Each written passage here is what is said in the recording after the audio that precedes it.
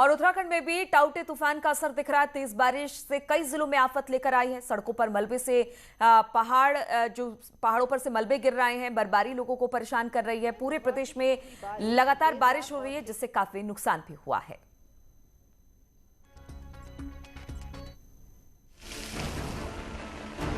उत्तराखंड में बुधवार से शुरू हुई बारिश देर रात और तेजी से होती चली गई और गुरुवार को मूसलाधार बारिश ने कई पहाड़ी जिलों पर अपना कहर बरपाया। टिहरी में NH 74 पर मलबा आया तो आगे बढ़ते हुए चंबा धरासू के पास खाड़ गांव में घुस गया। वहीं NH 58 ऋषिकेश श्रीनगर तोता घाटी के पास भी भारी मलबा और बोल्डर आने के चलते रास्ता बंद रहा। प्रशासन भी दिन भर मलबा और बोल्डर हटाने में जुटा रहा, लेकिन लगातार होती बारिश से मुश्किलें और ज्यादा बढ़ गई। वहीं भद्रकाली और देवप्रयाग से रोड को डाइवर्ट किया गया, जिससे गाड़ियों की आवाजाही होती रहे। उत्तरकाशी में भी बारिश का सिलसिला जारी रहा। यहाँ तो बड़कोट भूस्खलन के बाद कई घर खतरे की जद में आ गए हैं। लैंडस्लाइड में सड़क किनारे 2 JCB मशीन भी दबने से बाल बाल बच गई। खनेड़ा और कुथनौर में लगातार बोल्डर गिरते रहे। चमोली में बारिश से बद्रीनाथ हाईवे लामबगड़ के पास नाले के जलस्तर बढ़ने से बाधित हुआ। वहीं बद्रीनाथ स्थित नीलकंठ के सामने की पहाड़ी में हिमस्खलन टूटकर गिरा। गनीमत ये रही कि कोई भी जानमाल का नुकसान नहीं हुआ।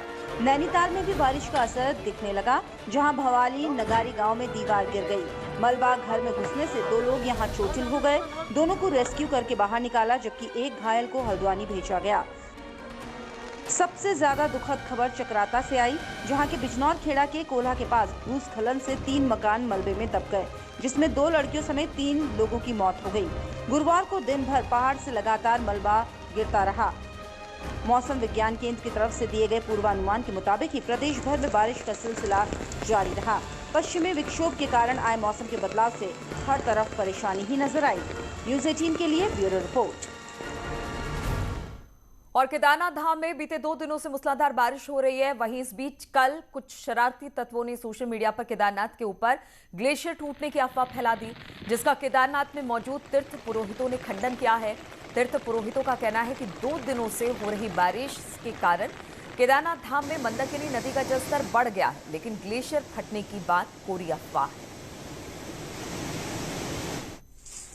और केदारनाथ में कुछ लोगों द्वारा ग्लेशियर फटने की अफवाहें फैलाई जा रही है। जल स्तर जरूर केदारनाथ में बढ़ा है, लेकिन केदारनाथ की स्थिति बिल्कुल सामान्य है। केदारनाथ में सब कुछ ठीक है। ओम नमः शिवाय, जय केदारनाथ। और कल हुई बारिश के चलते रामनगर का धनगढ़ी बरसाती नाला उफनाया हुआ है, जिससे पूरे रास्ते में पानी भर गया है, जिसके चलते रास्ते को डाइवर्ट किया गया। इस रास्ते में एक ट्रक भी फंस गया, जिससे काशीपुर बुआखाल राष्ट्रीय राजमार्ग बाधित रहा।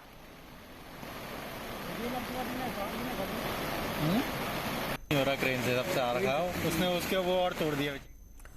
और केदार घाटी में बीते 2 दिनों से हो रही मूसलाधार बारिश से मंदाकिनी नदी का जलस्तर काफी बढ़ गया है। जलस्तर बढ़ने से चंद्रापुरी में एक वाहन नदी में समा गया। कुछ लोगों द्वारा वाहन को बचाने के प्रयास तो किए गए, मगर नदी का जलस्तर निरंतर बढ़ने से वाहन पानी में डूबता चला गया। इसको बारिश में जाने का जरूरत क्या था उसमें? और खटीमा में लगातार हो रही बारिश से लोगों को गर्मी और उमस से राहत मिली है। तो वहीं लगातार हो रही बारिश से बरसाती नाले उफान पर हैं। इसका जलस्तर जो है वो बढ़ गया है। स्थानीय लोगों का कहना है कि मई के महीने में 2 दिन तक लगातार बेमौसम बारिश हो रही है।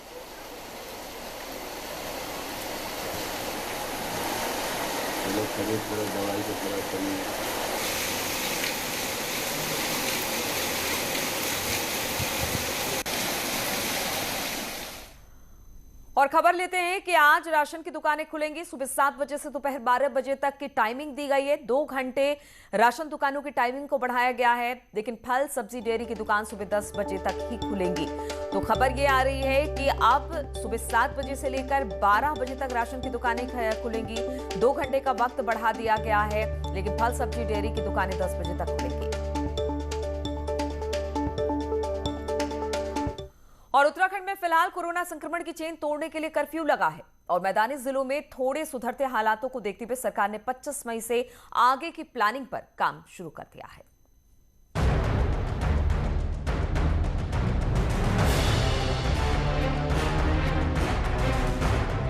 नैनीताल को छोड़कर 3 मैदानी जिलों देहरादून, हरिद्वार और उधम सिंह नगर में हालात थोड़ा सुधरते हुए दिख रहे हैं। इन 3 जिलों में कोरोना से संक्रमण भी कम हुआ है और 12 से 18 मई तक पॉजिटिविटी रेट 17% से कम रहा।